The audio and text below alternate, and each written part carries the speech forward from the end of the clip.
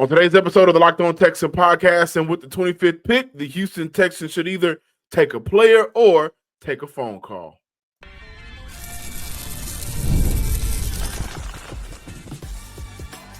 You are Locked On Texans, your daily podcast on the Houston Texans. Part of the Locked On Podcast Network, your team every day. Battle Red Nation, welcome to today's episode. We are your sports Texans insiders, Texans credential media members, and analysts.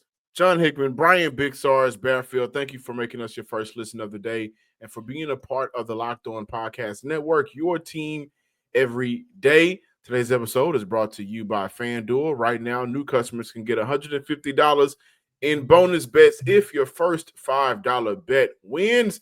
Today, we will be talking about if teams come calling, the Houston Texans should entertain some of those phone calls. There could be benefits in just saying, oh, yeah, we're looking to we're open to trading the 25th overall pick. A no-go for Deebo. What went inside? Deebo not coming to Houston. He is now in Washington with the Commanders. And what is the focus for Nick Caserio in their front office? We open up today's show talking about, and with the 25th overall pick, the Houston Texans should take. Sarge, you believe Houston should take a what? Well, John, first of all, greetings and salutations to you. That's the first thing, Mr. Hickman. Second thing is we already know who the Houston Texans should take. John, a wide receiver.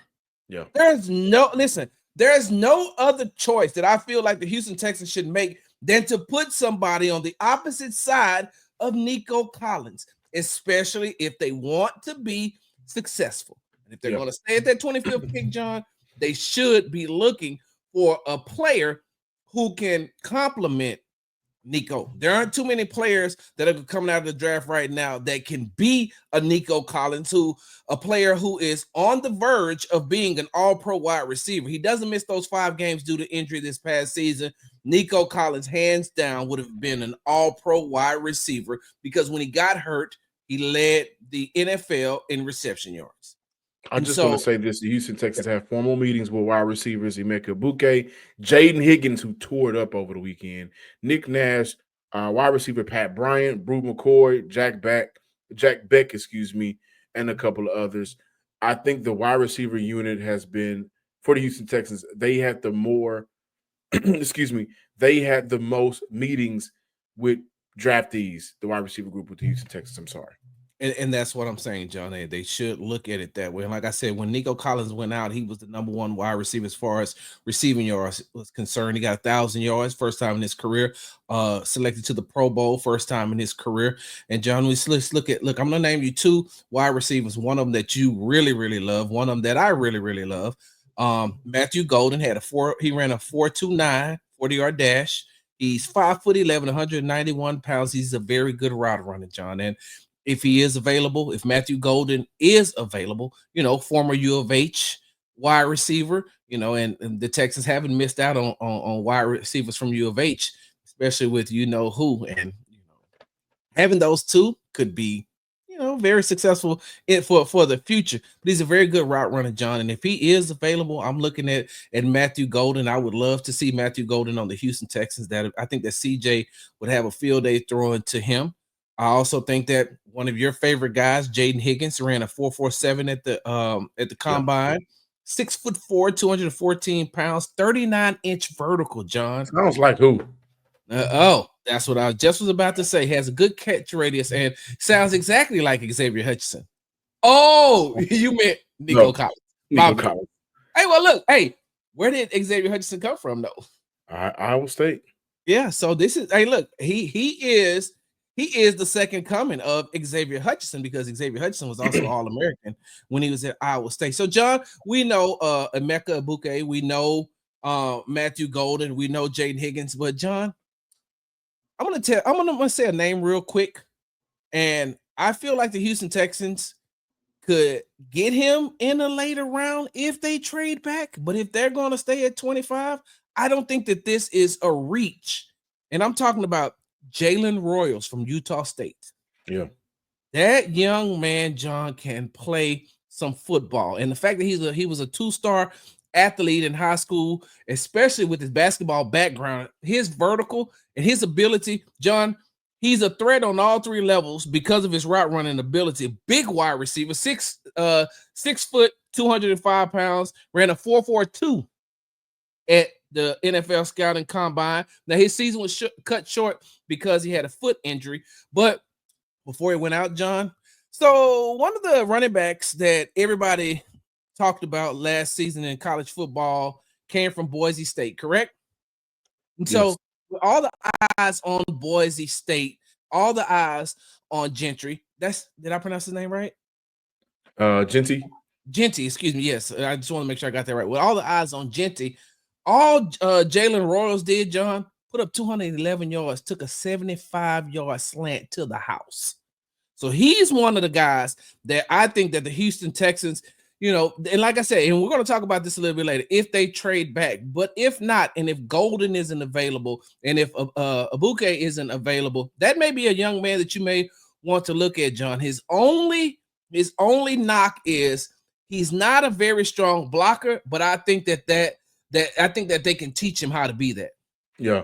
Coaching matters, and we believe, especially with the addition of Nick Caserio, that we'll see a different version of just the small things here in Houston, which overall impact the big things, the play callers and everything like that. Matthew Golden had himself a day. Yes. Jaden Higgins, I think those two guys really made themselves some money. Going into the draft, I saw a lot of mock drafts where Jaden Higgins was being available in the 4th round. After this weekend, I don't think that's going to be the case. Matthew Golden, I saw a lot of mock drafts where he'd be available in the 3rd round, and Isaiah Bond was the first Texas receiver off the board. Now, I don't think Golden is a 3rd round receiver, and I also think that their positions may have slipped a little bit. Matthew Golden came into the NFL Combine extremely humble. We know how much teams like that for whatever reasons. But with the 25th overall pick, yes, the Houston Texans will be taking a wide receiver. But over the weekend, we know that the big news around the NFL was Deebo going to Washington. He is now a Washington Commander. He was traded for a 5th-round pick. They will take on all that contract. So now let's look at why it was a no-go for Deebo for the Houston Texans, and also why it makes sense to really focus on the draft and why that's a thinking point for the front office. We got more Locked On Texans on the way. The NBA is popping right now. The Rockets are in the playoffs. Everything is returning back to normal. And if you want to get in on the NBA action, there's no better place to do that than FanDuel, America's #1 sportsbook. With FanDuel, you can place live bets throughout the game. So even if you miss the opening tip-off or you want to bet on a 4th quarter comeback, you can stay in the action. And if you're looking for a bigger payout, you can even combine your live bets into a same-game parlay. All my family and friends that use FanDuel, they tell me all the time, hey, cuz, get in on the action. You can make some bread over here. You can make some extra money. And when we get paid, we don't got to sit around and wait. We get paid instantly. The app is easy to use and easy to navigate. Right now, new customers can get $150 in bonus bets if your first $5 bet wins. Just visit FanDuel.com to join today. That's FanDuel.com for your shot at $150 in bonus bets. Make every moment more with FanDuel, the official sports betting partner of the NBA.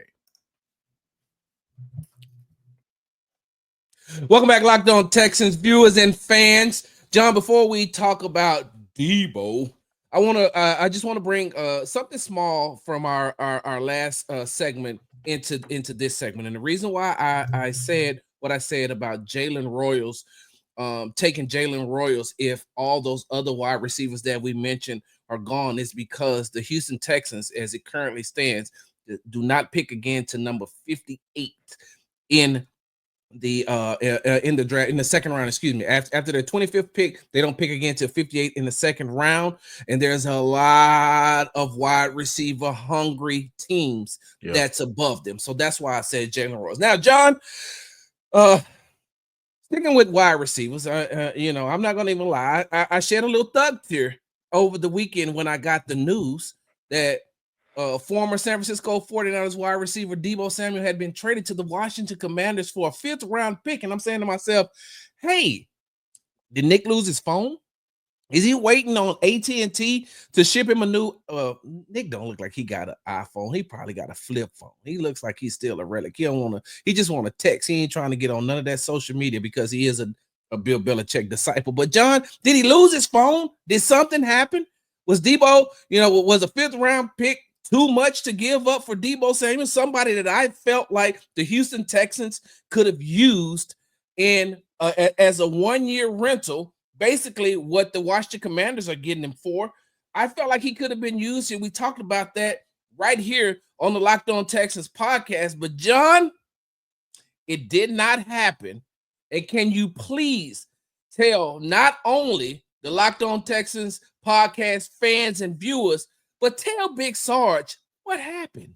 Well, let's take a look at some numbers really quick.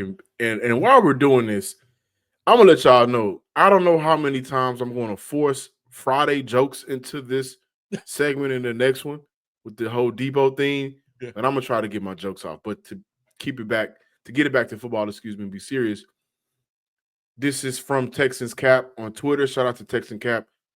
Deebo Samuel has 1 year left on his contract before it voids in February 2026. The initial cap hit for 2025 is $5.117 million. Dead money in 2026 is $12 million.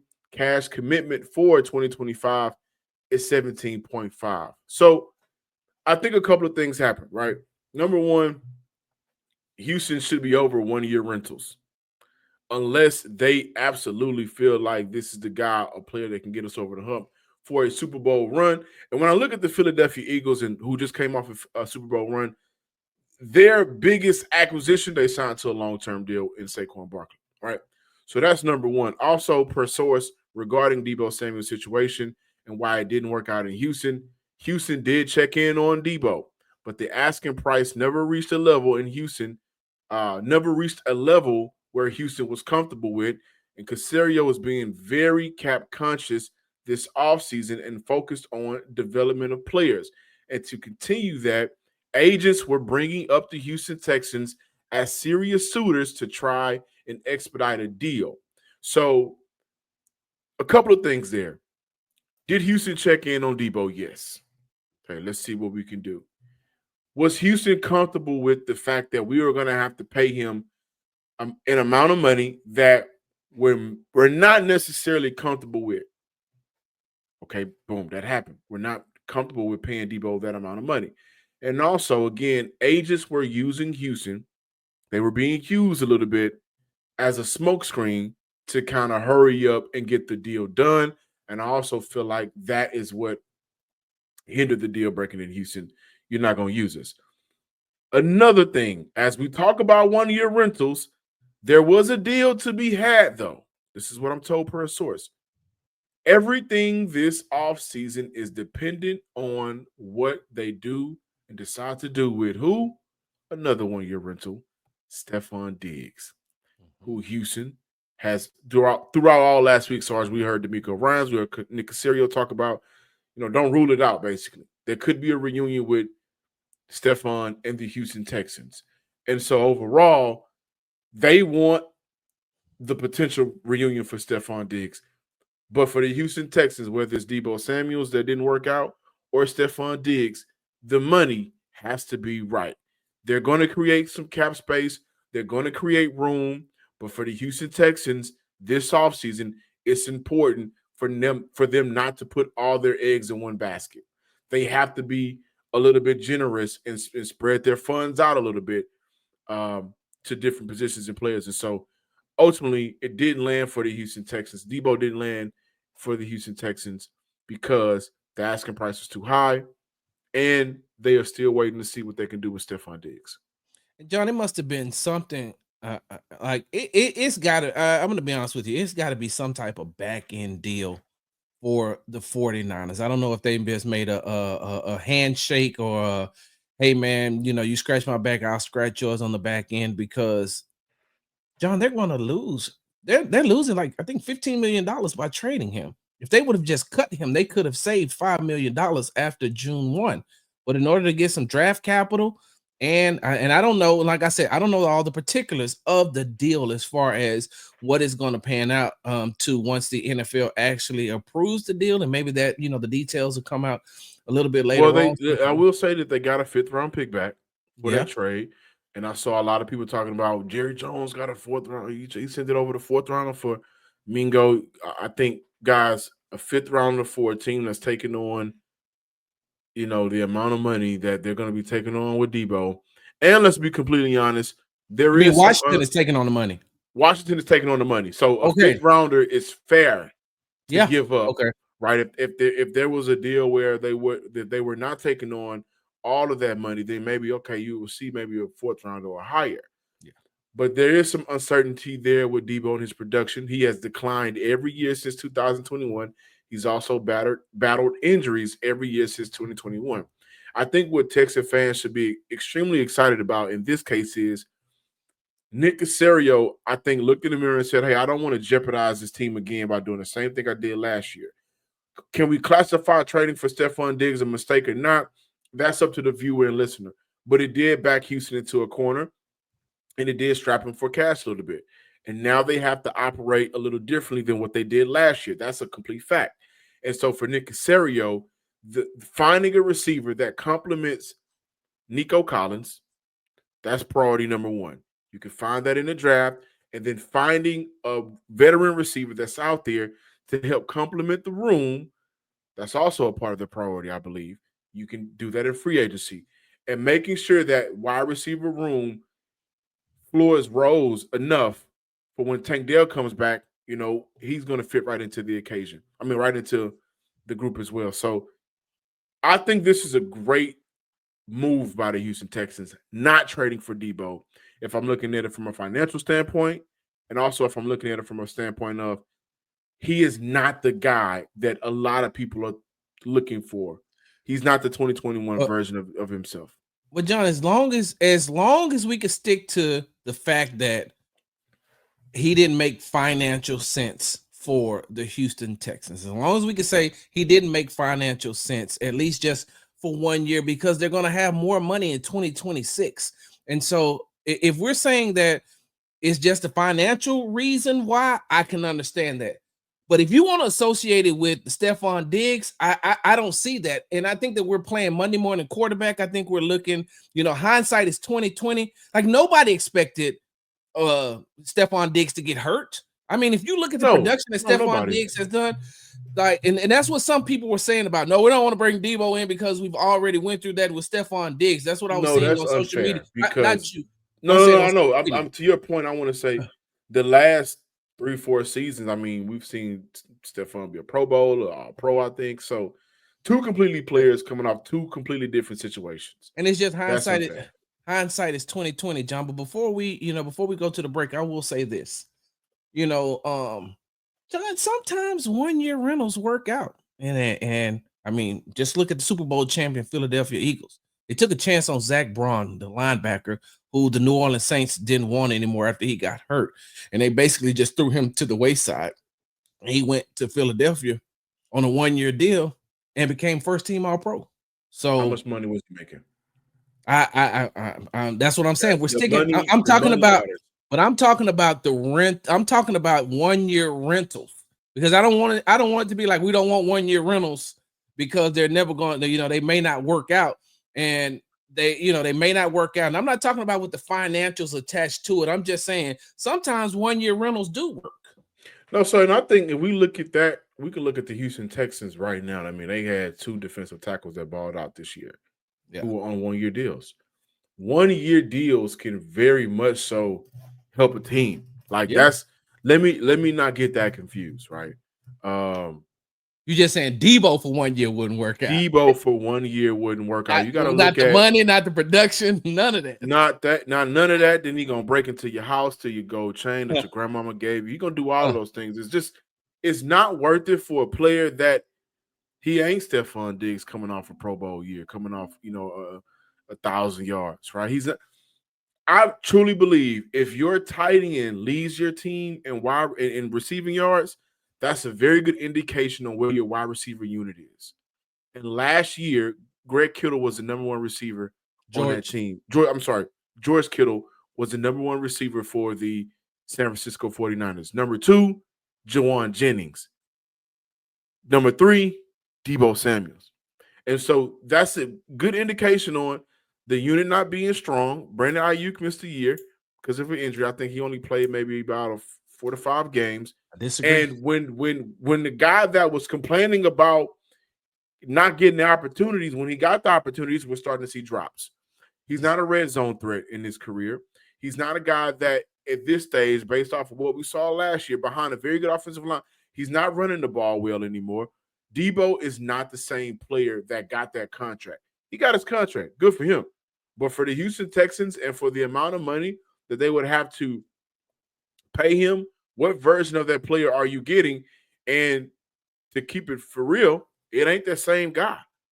He doesn't add value as a runner. You can't trust him to make explosive plays. Or he's not that same guy under Kyle Shanahan. He could be that guy again under DeMeco Ryans. And, we keeping it a buck. San Francisco dealt with a plethora of injuries, including the NFL offensive player of the year, the year previous in Christian McCaffrey, and the quarterback who everybody loved. People caught up to him. I also caught up to the Shanahan system. I just want to add this. The numbers that don't jump out overly dominant when I compare Deebo to John Mechie last year. 15 games to 13. John Mechie only started 3 games. Deebo started 15. 300 more snaps played for Deebo compared to John Mechie. John Mechie had a better YBC and average depth of target. To me, that screams Deebo isn't a guy that you can lean on to make plays downfield and has a limitation to what you want to see from a receiver in a passing game. If that's the case, just go ahead and give John Mechie for another year to get it done. And we all know that the Houston Texans need to upgrade that room and not see him as much out there. Now we got to look at if teams come calling Sarge, should the Houston Texans answer the phone?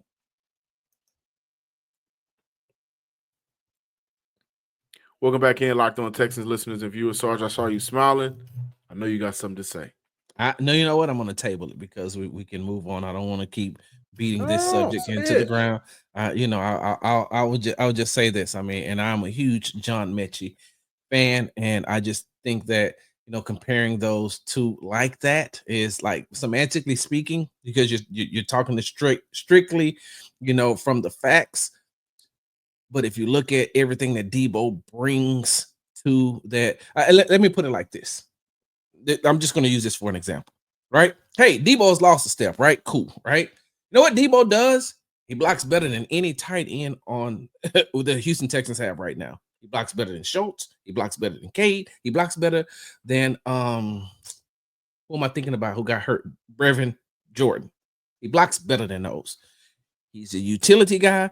You could use him, move him around, doing what he needs to do. A motivated Deebo Samuels, and especially a motivated Deebo Samuels under a head coach who he knows, loves, and respect. And with Nick Caserio getting him, he could have done way more things. And that's not a knock at John Mechie, because John Mechie, I don't think that we've seen the best of John Mechie, and I think that Nick Caserio is going to be able to bring that out. But I also believe that if you would have brought in Deebo, if you could have made the financials work, you're getting a utility player. Yes, he's not the same as 2021. There's a lot of players who aren't the same as they were in 2021, and I understand what you're talking about with the decline. I just look at everything that you could get from Deebo in that with the Houston Texans, because he doesn't have to be the man like he had to be in San Francisco. You still have Nico Collins. You still have a very, very, very good quarterback in CJ Stroud. You have a very, very good running back in Joe Mixon. And so, you add those things in and get him to do different types of things. I'm just saying, John, I feel like that, we could have seen a little bit more. Maybe so. I also would add to that, from a football perspective, I don't think Deebo has been the man in San Francisco for the last 4 years, and Brandon Ayuk is the way better receiver than me. Now, if teams come calling for the 25th pick, Sarge, should the Houston Texans pick up that phone? And let me tell you why this is very much so a reality for the Houston Texans that they should consider. As of right now, We talked about Matthew Golden, who had a great weekend at the combine. A lot of players had some great. Jaden Higgins had a great weekend. Blue from UT had a good weekend. Some of those guys really boosted their stock, but I don't think no quarterback, no player has boosted their stock in the last 3 to 4 weeks like Jaxson Dart, Ole Miss quarterback, right? Mm-hmm. And now reports are, hey, teams could come calling to trade up back into first round to take Jaxson Dart. That would give teams a 5th-year option for a young quarterback. And maybe you look at Jaxson Dart coming in and sitting behind a quarterback for a year or two. I'm not sure. Maybe the Houston Texans view players between 25 and 40, let's say 42 for the sake of the argument, because that's what happened last year when they traded back and got Kamari Lassiter with the 42 overall pick. Maybe they view those players kind of the same. But Sarge, if a team likes, let's see, we look up in the second round. If a team like Cleveland, who may pass on a quarterback in the first round, or the New York Giants, who typically don't draft black quarterbacks, Tennessee could draft a dude Carter in the first round and maybe say, hey, we like Jaxson Dart. Let's bring him in. Let's sign a bridge quarterback. I know Tic Tac Titans, my man Tyler from Locked On Titans has mentioned that a lot. Maybe Vegas don't land their guy. Maybe New Orleans comes calling, and maybe they have to sweeten the pot a little bit and maybe add a player or an additional pick for the Houston Texans. If teams come calling, for a team in the Houston Texans that only have 6 picks, does it make sense to make a move? I'm going to tell you why it makes sense to make a move, because the Texans are in a very, very good spot, John, and they're in that same spot that they was when they drafted C.J. Stroud. And because you're looking at like, hey, we can either, with CJ, if CJ would, if Carolina would have took CJ, then they would have just taken Bryce. So they sat in a nice position and they didn't have to give up anything. Right now, they sit in a nice position. And I'm going to tell you why they sit in a nice position, John. And if I'm Nick Caserio, every general manager that calls me who wants to jump back up into the first round, like Cleveland definitely is going to need a quarterback here soon. I just don't trust Watson to ever regain that Houston Texans form that he had here when he was on the trajectory to be the franchise quarterback. The New York Giants definitely need a quarterback, and Tennessee Titans, I don't know how fed up they are with Mr. Mayonnaise Will Levis, but they could jump. But John, the reason why the Houston Texans sit in such a great position, because the team that drafts right after Houston is also looking for a quarterback, and that's the Los Angeles Rams. And even though they got Matthew Stafford to restructure his contract and he's coming back, there's no better position, no better place for a quarterback like Jaxson Dart to end up with when you're learning from Sean McVay and you're learning from Matthew Stafford. Matthew Stafford knows that, his time, his time is ticking. He's on his way out of the NFL here soon, and he had a very, very illustrious career. And if I'm the Los Angeles Rams, and if I'm the Los Angeles Rams and I'm looking at Jaxson Dart and I like everything that he does, all his intangibles, and especially if I'm Sean McVay, then I'm like, okay, cool. We're in the perfect spot. We can take him, put him 1 year under Matthew Stafford. Bam. If you're the Houston Texans, you sell that every time a general manager who wants to jump back into the first round, every time they want to jump back into the first round, you tell them, all right, so what are you offering? Now, make sure you give me, man, look, make your next offer your best offer, because if not, we're just going to go ahead, draft who we want, and then the Rams are going to take him. The Rams, he is a prototypical type Sean McVay. Good point. Protege. So you're saying the Houston Texans should also play caddy and say, hey, listen, especially for some NFC teams, I'm gonna name one. Y'all better come get him, because do you want this cat with McVay? Is that what you're saying? Hey, John, that's exactly what I'm saying. If Nick Caserio is smart, that's exactly what he would do, because John, the Houston Texans only have six picks in the draft. They don't draft again until number 58 if they stay at 25. So if I'm Nick Caserio and I know that there's still players that are going to be available to me in the later rounds that I could build my team off of. And John, like you said, we talked about them not having as much cap space as they normally would have to be big players in free agency. And I know that I have a good team developer in D'Amico Ryans. I'm like, okay, cool. Let me tell y'all something.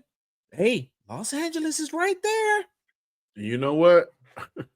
There's also another NFC West team that should entertain trading up for Jaxson Dart. Do not. That's the San Francisco 49ers. That's and check this out. Now let's say that they do say, "Hey, Houston, we want to make a move," right? Then of course it would be the 43rd overall pick that they would give to Houston. But you have 2 third-rounders. They have 3 fourth-rounders in the 5th and the 6th. I would say, do you guys, do you want them? Okay, listen, we need that 43, but we also need one of those 4th-round picks. And I mean, I don't know if you can sell a 3rd-round pick, but maybe 43 and 4 could play in favor for the Houston Texans. Could be, because again, they got Kamari Lassiter last year at 42. They could very well view a group of players between 25 and 45 the same, and say, we like this bunch of 20 players. Hey, if they're there, we're going to take them, but we need to give ourselves some room to breathe, and getting additional picks back could help with that.